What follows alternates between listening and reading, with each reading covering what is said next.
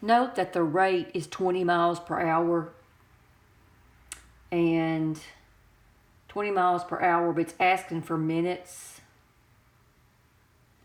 So 20 miles, the first thing I need to do is take that 4024, which is feet,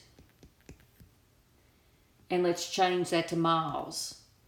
So I want feet to cancel out, so feet needs to be in the bottom, and that would be 5280 feet equals 1 mile.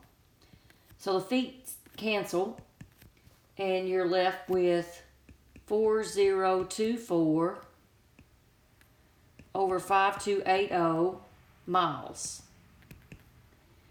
Now, to find minutes,